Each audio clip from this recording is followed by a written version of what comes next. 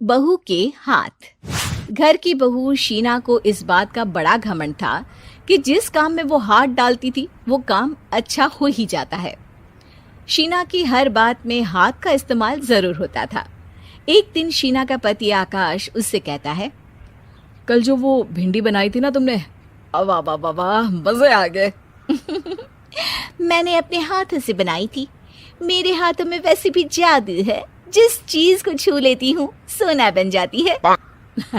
अब ये थोड़ा ज्यादा हो रहा है। मतलब अगर हर चीज को छू के सोना ही बना देती हो तुम, तो हमारे नाम के पीछे भी अंबानी ही लगा देते हम। चुप रहो, मुंह पे हाथ रख लो, कुछ भी बोलते रहते हो। शीना की सास बगिया से पूजा के लिए फूल चुन रही थी। सुंदर, अति सुंदर, कितने प्यारे गुलाब के फूल हैं। भगवान जी खुश हो जाएंगे।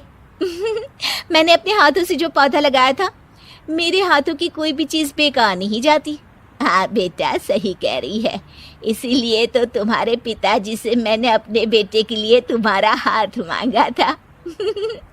और उन्होंने हाथों हाथ में मेरा हाथ आपकी बेटी के हाथ में दे भी दिया था। हाँ बेटा, वो तो है, पर मुझे ये बता, तू ये हर बात में हाथ क्यों बीच में लेकर आती है?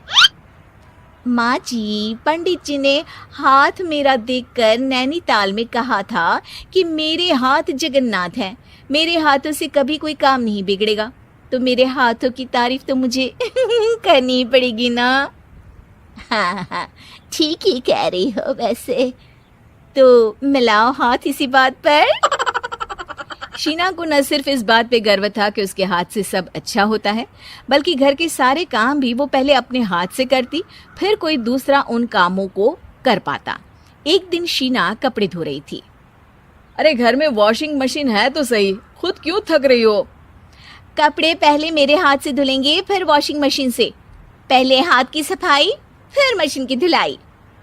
अगर आज डाकू गब्बर सिंह होता ना, तो वो ये हाथ मुझे दे दे ठाकुर तुमसे जरूर कहता, और मैं तो दिलवा भी देता तुम्हारे हाथ। हर एक काम में हाथ बटाओ, ज्यादा जुबान न चलाओ, वरना दूंगी एक उल्टे हाथ से। क्या दोगी? कपड़े दूंगी, लो निचोड़ो। ऐसे ही एक दिन, अरे बहू, ये सोफे पर चढ़कर हाथ से पंखा क्यों घुमा रही हो?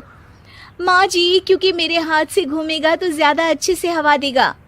अरे बेटा, फिर तो तुम गाड़ी का पहिया भी हाथ से घुमा के मायके जाया करो। एक बार आकाश ने घर पर कार लाने की बात छेड़ी। माँ, सोच रहा हूँ कि एक कार लेकर आता हूँ। ले ले बेटा, क्यों नहीं? अरे पैसे हो तो हवाई जहाज भी ले लेना। हाँ, पैसा तो हाथ का मेल है, ले लेते हैं। इस हाथ पैसे देंगे, उस हाथ कार ले लेंगे। मुझे तो लगता है कि बहू कार भी अपने हाथों से धक्का लगाकर घर लाएगी। वो तो नहीं करूंगी, लेकिन सबसे पहले स्टीयरिंग पर हाथ मैं ही लगाऊंगी, ताकि गाड़ी का आना शुभ हो। अरे घर ले आने तो दो, फिर हाथ लगा लेना।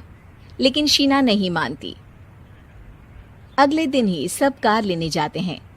शीना सेल्समैन से कहती है, भैया ये कार बहुत पसंद है, पैक कर दो। अरे ओ भाग्यवान, 2 मीटर कपड़ा नहीं है जो पैक करवा ले, जरा चला कर तो देखने दो। यस सर, बिल्कुल, टेस्ट ड्राइव कीजिए ना। अरे नहीं नहीं, सबसे पहले मैं हाथ लगाऊंगी गाड़ी को, मेरे हाथ अच्छे हैं। अरे यार, हाथ तो मैं भी धोता ही हूँ, और आजकल तो सैनिटाइजर से भी धोता हूँ। मेरे काम में हाथ ना अड़ाओ। अरे टांग ना अड़ा होता है भाग्यवान, हाथ नहीं। शीना ड्राइविंग सीट पर बैठ जाती है और आकाश उसे गाड़ी के फंक्शंस समझाता है। देखो शीना, ध्यान रखना, ये है स्टीयरिंग, इससे राइट लेफ्ट जाएंगे। ये है एक्सेलरेटर, इससे स्पीड कंट्रोल कर सकते हैं।